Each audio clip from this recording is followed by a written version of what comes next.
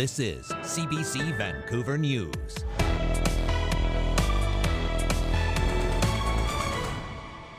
Kind of becoming cool not to drink now.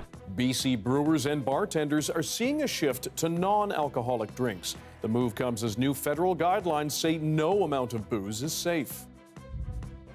The former principal of a Vancouver elementary school is accused of stealing donations. Many of the students come from low-income families. We are definitely struggling. And trying to put on a show. And if an artist doesn't play, they don't go on to write that amazing song that your kids dance to at their wedding. BC entertainers and planners struggle to get on stage as the Vancouver Folk Music Festival gets cancelled. Good evening, I'm Dan Burritt. Thanks for joining us. It is hardly last call, but local bartenders and brewers say they're seeing a big change in British Columbians' drinking habits. Yesterday, we told you about new federal guidelines suggesting bottles ought to come with warning labels and no amount of alcohol is safe to drink. As John Hernandez tells us, the recommendations coincide with a growing thirst for non-alcoholic beverages. Lifelong bartender Nick Devine has noticed a trend over the years. Statistics are showing, the younger generations that are coming through are opting out of alcohol. A movement that's encouraged him to get out of the craft beer industry and launch his own brand of mocktails. Kind of becoming cool not to drink now. And I think certainly with my generations and older generations, I think we're starting to pay attention to cutting down, The growing popularity of these drinks and many others like them have coincided with recent waves in alcohol research that highlight the dangers of drinking. On Tuesday, new federal consumption guidelines were released, suggesting no amount of alcohol is safe to drink without risk. So at 2 drinks a week, the label that was used by the committee was low risk, and at 6 drinks a week is moderate risk and increasing risk thereafter. Those risks include cancers and heart disease and have led to some experts calling for warning labels on bottles. Consumers have a right to know facts about potential risks from a product they use all the time. A prospect that's drawn mixed reactions from consumers. I think it's a good idea. I mean, they've done it with cigarettes, and there's a definite risk that's been associated with alcohol consumption. It's irrelevant for me. It's like I have a label or not.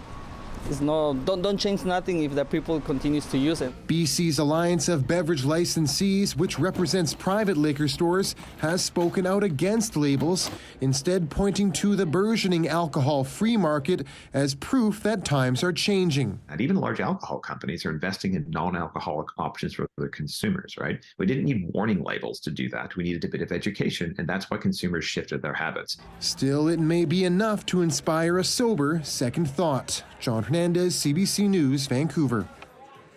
The former principal of an elementary school in Vancouver has been accused of stealing donations. She faces allegations of misappropriating about $170,000 in school funds, including gift cards meant for families in need. Bethany Lindsay is on this story. Bethany, what more have you learned? Yeah, so this all comes from a civil claim filed in BC Supreme Court, and it concerns Tricia Rooney, who's also known as Tricia Lowe. She was principal at Britannia Elementary School from 2017 to 2020. This is a school with just 200 students, many of them from low-income families. The Vancouver School Board is alleging that Rooney committed fraud and theft of school funds. That includes more than $13,000 in gift cards that were donated for struggling families. Rooney is also accused of keeping the proceeds from school fundraisers and of booking and then canceling school events so she could funnel the refunds for her personal use. I should point out that these are all allegations at this point. They haven't been tested in court, and Rooney hasn't filed a response to the claim. When I called her yesterday to ask for comment, she hung up the phone. All right, Bethany, what has been the reaction from the school community? Yeah, so the Britannia Elementary Parent Advisory Council has issued a written statement. It says many in our student body rely on the school for support, which makes these allegations all the more troubling. Goes on to say our school staff work hard to enrich our students' school experience, and we are happy to support that. Now, of course, I should say that many of these allegations appear to be criminal in nature. The school board did not answer my questions about whether this was reported to police, and a Vancouver police spokesperson said he wasn't aware of an active investigation. All right, Bethany Lindsay, thanks very much. Thanks, Dan. A man was rushed to hospital with life-threatening injuries after a shooting on Vancouver's Granville Entertainment District last night. Police say the victim was standing on Granville near Nelson around 10 p.m. when someone shot him. No one has been arrested yet. It's not clear if he was targeted or if the gunfire was random. The Vancouver office that helps renters has been closed by City Council. The renter office opened by the previous City Council provided resources, referrals, and information about tenants' rights. Cost about $2 million over 3 years. City staff recommended it stay open, but tonight the Vancouver ABC majority voted to close it. Some questioned its efficiency, while those opposed to the closure worried about service gaps. There are different stakeholders involved in the whole process. The city, the province, the nonprofit organizations. So who is the one taking the lead, coordinating all those different stakeholders?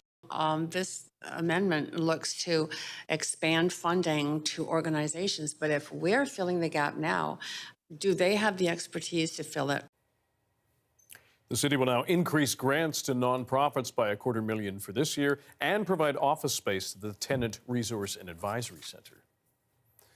2 years have now passed since the killing of a Port Moody woman, and her family is renewing calls to help catch who did it.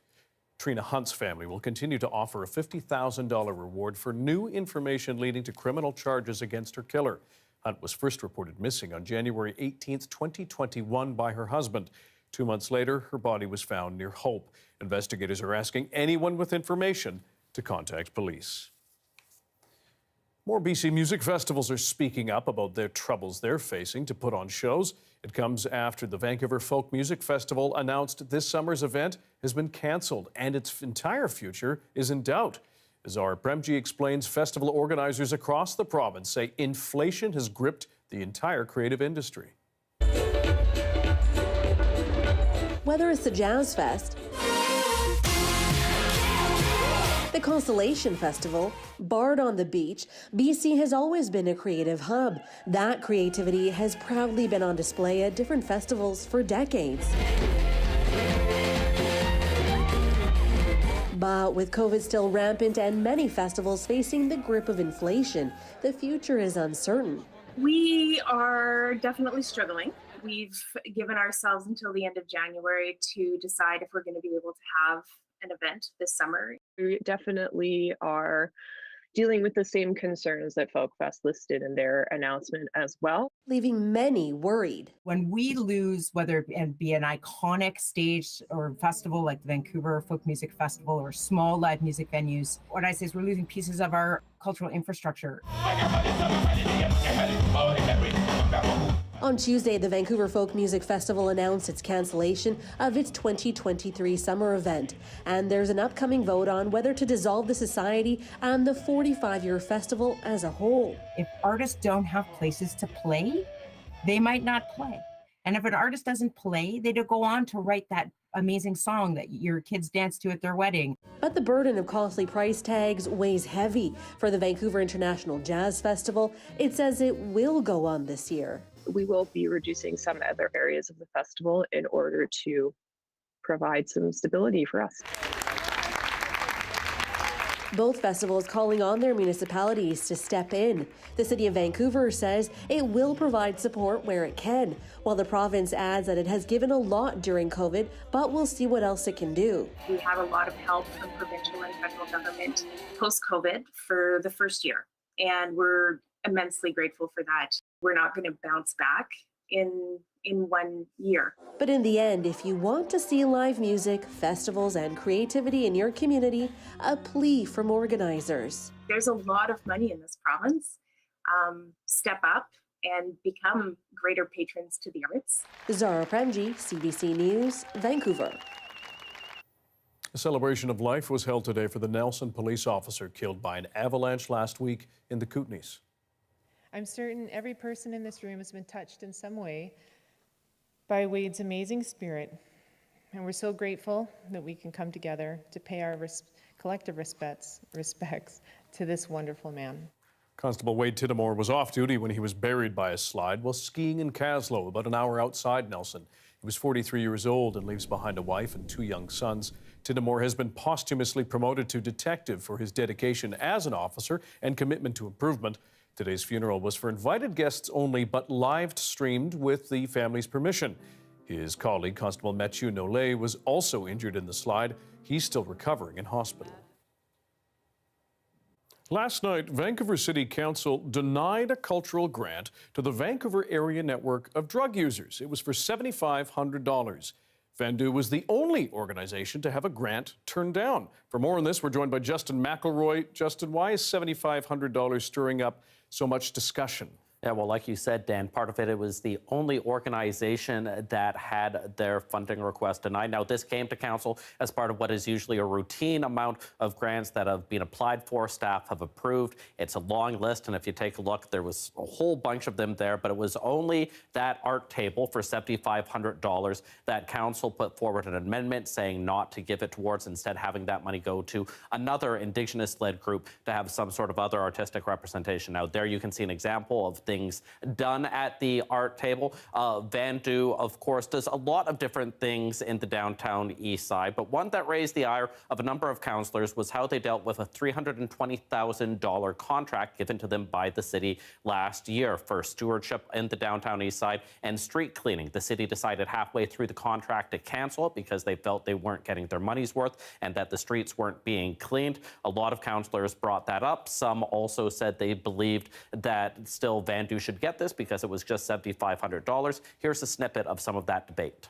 And I think that there's an opportunity to recognize that where they may not have done a great job on the street cleaning contract, where they may miss the beat on a few things that don't align with existing city policies, this is about art. This is about expression. This is about a vulnerable population expressing themselves that are in the middle of a crisis. And I think this is, unfortunately, a big political mistake to make. Vandu, unfortunately, did not live up to the terms of the agreement of the $320,000 that was advanced to them for street cleaning, publicly admitting that in multiple media reports. And I know this is only $7,500 we're talking about, and I am a big supporter of the arts and culture sector, but we have to draw the line somewhere, and I believe as a council we need to send a message. And send a message they did. It passed along party lines, all ABC councillors and Mayor Sim voting in favour of the amendment, the other 3 councillors voting against. Justin, as you see it, is this political retribution of some kind or sound fiscal management? I mean, it can be a little bit of both, right? This is a new city government. They have new priorities. Certainly, a lot of people didn't like how that $320,000 was spent. But during the campaign, there was no love lost, to put it mildly, between a lot of ABC supporters and Vandu supporters online for all sorts of reasons. Whenever you have a change of government, there's different organizations that used to be on the outs that are now in the ins, used to be on the ins, are now in the outs. Vandu certainly part of that shift in terms of the priorities of this city hall. Justin McElroy, thanks very much. Thanks, Dan. The chants for a beloved Vancouver Canuck were loud and clear at Rogers Arena tonight. Fellow former players and fans gathered before game time to honor Gino OKeefe, who died on Sunday.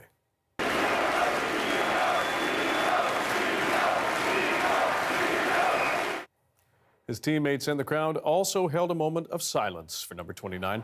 Nearly a decade ago, OKeefe announced he was suffering from a rare terminal illness affecting his heart. The enforcer from Kitigan-Zibi Anishinaabe First Nation played 12 NHL seasons, including 8 here in Vancouver. He will be honored once again at a game in early March. That will be First Nations Night. Gino OKeefe was 52 years old.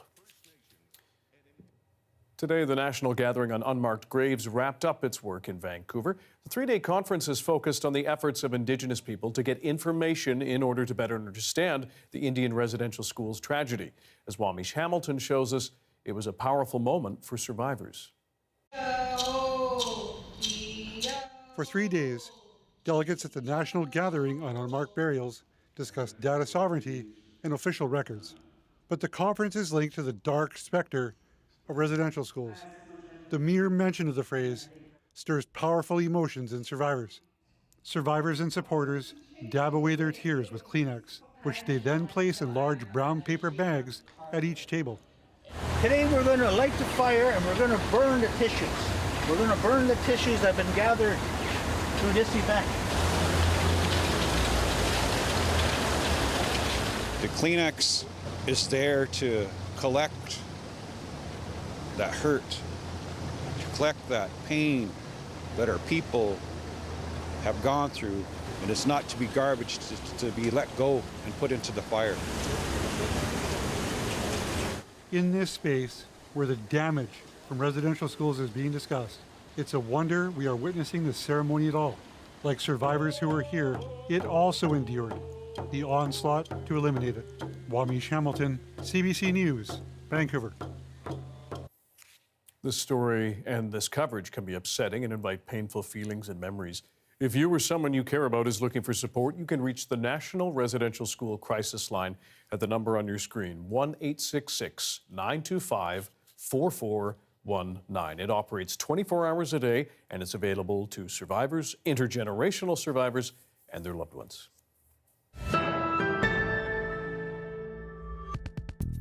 A humpback whale trapped hundreds of feet in rope in BC waters has been freed. On Monday, a Fisheries and Oceans Canada crew found the whale near Port Hardy.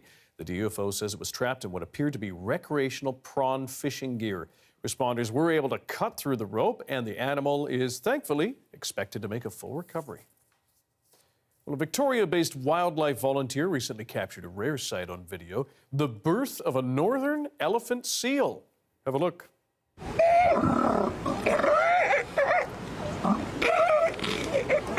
These are the first few seconds of the baby seal's new life, with the mom on the left inspecting her newborn and keeping others away. The video was shot on Great Race Rock Island off the coast of Metchosin, outside Victoria. I was monitoring this female for a while and started to notice one evening that she was moving differently and lots of little funny contortions. So I got up a little early the next morning, watched and noticed she was still doing that. And then I opened the window because for such big animals, they're rather chatty. And soon as I heard the tone of the chats changing, that's when I was prepared to get the camera ready and film this. Researchers say the Race Rocks are a group of small islands, sometimes called the Galapagos of the North, thanks to their unique high tides and abundance of marine life. Access to the islands are restricted. You actually can't go there. But if you want to see the animals, there are live feeds on the Pearson College UWC website.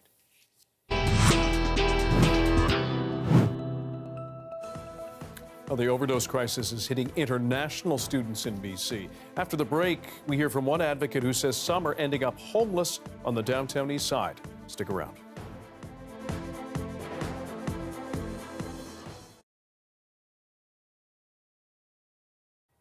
And hello to everyone watching our commercial-free live stream tonight. Thanks for being here.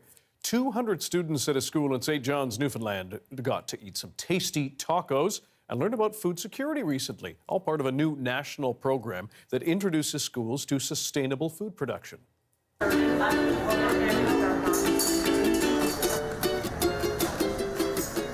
These tacos are the best. Will always be the best no matter what. Nothing comes close to it. Today is the Farm to Cafeteria Canada launch for Holy Heart. So we were award recipients of a $10,000 grant from Farm to Cafeteria Canada. And so they aim to get more local, fresh, healthy food into schools. We were able to buy equipment with it, so we have a salad bar en route. And then we're also planning to grow some hydroponics so that we can have our own lettuce. This is our launch day, so our very first food event where students can come and access local food in school. We didn't have reliable cafeteria service and the food was not really high quality. So we had an idea of a launch of our own foods we could make, and Farm to Table came to life at Farm to School.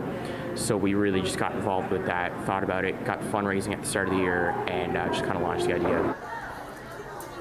There's a lot of food insecurity issues within our school and within, the greater community, but we see it a lot here at Holy Heart. So we wanted to make sure that we had food for students, however that looks, and the fact that we could bring in local food and healthy food was just a bonus. What have you learned about food insecurity? Well, that a lot of people can't get certain foods or they tend to waste it. and it's a big thing, and I'm actually really insecure about it now. I make sure my family doesn't waste foods whenever we make something at home. So. Why do you do that? Because some people can't get things that my family can, and I feel like it's such a big thing if like someone wastes something that someone else can't get. I'm really learning how expensive food is getting.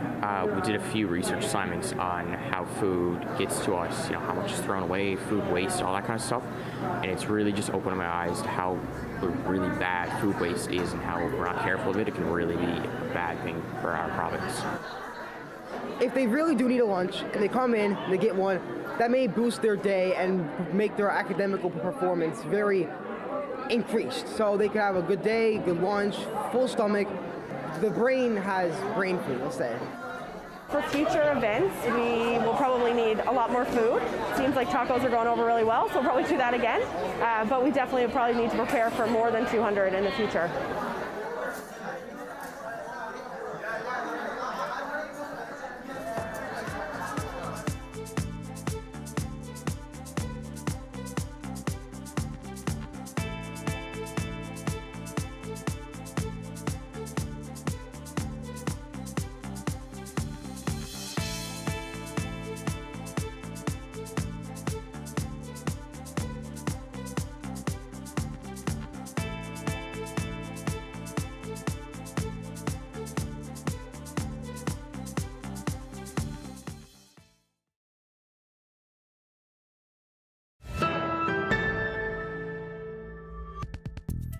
Leaders in BC's Punjabi community are raising the alarm on drug deaths among international students. Apart from being isolated from family, there is further stigma around openly discussing overdose deaths in the community. The province also does not keep data on overdose deaths for racialized groups. One Gurdwara in Surrey says it's been helping families with the deaths of 20 young people over a 2-year period. It says 16 of those deaths were overdoses of men under 30.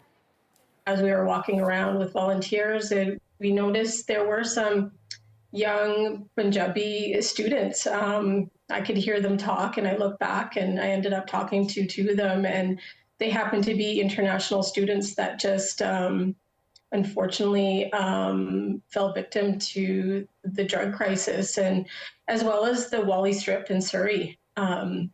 We do a lot of outreach there as well, and we've been unfortunately seeing more and more students, young male students, falling victim to drugs.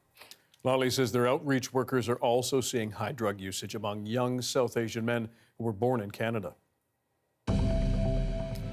There's a live shot of the Port of Vancouver. Blue sky appeared today across some parts of the South Coast. What a treat. Johanna will have your BC-wide weather forecast right after this.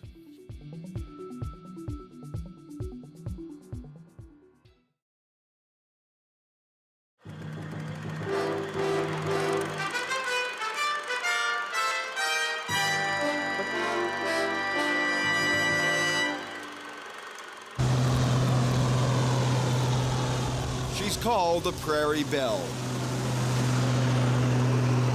Normally, this combine works the grain fields of the Peace Country in northeastern British Columbia. Not today. Farmer Nick Parson is driving 1,200 kilometers down the middle of BC to remind people about a natural disaster that's ruining lives and livelihoods. It's been my way of bringing it to the forefront. This is Dawson Creek and its fields of unharvested grain. For 2 years, rain has ruined these crops, and people who live here are getting desperate. We got an ongoing disaster, and it doesn't let up on us, and it eats us away. Whereas like the Manitoba floods last year, they had a disaster. They had a flood for a month, it was over and done with and gone. They seeded their crop and harvested it. We're going into our 3rd year now with hardly getting anything. Nick Parson is crusading to have more people, including the government, recognize the disaster in the north. He says he's too committed to farming, his family and community to pack it in. Farming's our livelihood, and it's all we know. We're born and bred farmers. It's part of us. There's nothing else we can do. He has a lot of support. There's no question about it. The timing of it is something else. It's wintertime. A lot of people aren't interested in coming down the road then. He had a predetermined date at which he'd leave, and he stuck with it. Parson says police have hassled him about driving down some highways, and his tires have been slashed in one community. But so far, nothing has stopped him. His protest ends on Monday in Victoria, where hundreds of other farmers will join him at a rally in front of the legislature. Mike Chisholm, CBC News, Vancouver.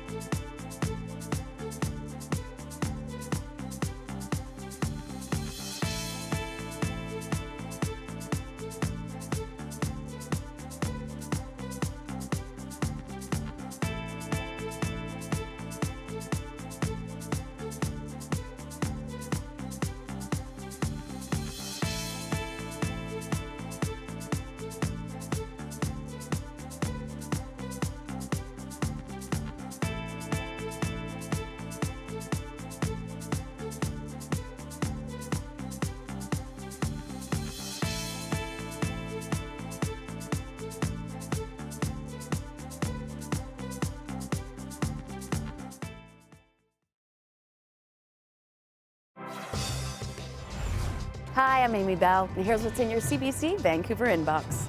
Celebrate the city's most impactful leaders with Anita Bath at the annual Vancouver Magazine Power 50 Awards. Join the fun February 2nd at the Terminal City Club.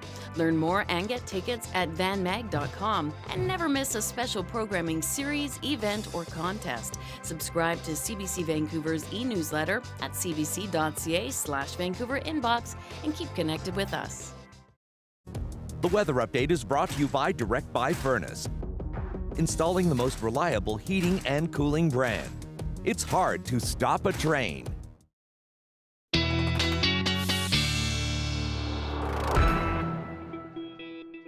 Our BC-wide weather forecast now with meteorologist Johanna Wagstaffe. Joe, between you and me, Yes. went outside today, saw this blue stuff above. Oh. Please clarify what that You is. should really keep that to yourself, Dan. Yeah. Okay, don't tell anybody. No, seriously, the blue sky was so nice, so needed, and it had been a while. But yes, that was it. That was the clouds parting. And actually, I love a good behind the cold front when we get those cumulus clouds, also sort of contrasting the blue sky. It was a stunner. And if you missed it, we've got some more sunshine tomorrow. This is the cold front that brought that relentless rain through the morning hours. This is what has swept things out. We saw some gusts at YVR up to 56 kilometers per hour this morning. That's bringing some mixed bag weather to the interior tonight. High pressure is a story for the next couple of days. We'll watch that low pressure system out in the Pacific for Saturday. Until then, just wanted to show you a zoom in on Metro Vancouver. We'll start out with the sun tomorrow. Here's, as we head into Thursday, though, just a slight chance of an afternoon stray shower. I think this model might be overdoing the clouds. I think we'll see a lot of that blue sky, but just be prepared for a sprinkle in the afternoon hours. High pressure is our main story, but I just see a little area of low that may bring that afternoon shower. Returning to the sun for Friday, it's Saturday that we'll get that front sweep in. It's sort of a one and done, just really Saturday as we're looking at that precip before clearing back out for Sunday. Temperatures are cooling down over the next couple of days right across the province. We'll see afternoon highs sort of settle around the freezing mark for the weekend, but you too will get back to the sunshine after that precip you're getting tonight. Lots of sunshine on the long range forecast, and notice overnight lows will stay cool, getting into the sub-zero range for early next week. So yeah, some precip for Saturday, Dan, but Sunday, Look that's at that. a stunner, and maybe some flakes to enjoy on Monday. Oh, okay. Well, I'll stick with Sunday because that's the day of the Lunar New Year parade that CBC's in. And I'll be there. So will I. Going to be fun. And we don't have to bring umbrellas this year, which we can also do, but it'd also be nice to be dry. Huzzah. It will be nice. That's your late news for Wednesday. Thank you for joining us tonight. For news anytime, check our website, cbc.ca/BC. Your next local news is on the early edition on CBC Radio 1. That starts tomorrow morning at 5 o'clock. Have a good night. Wagstaffe.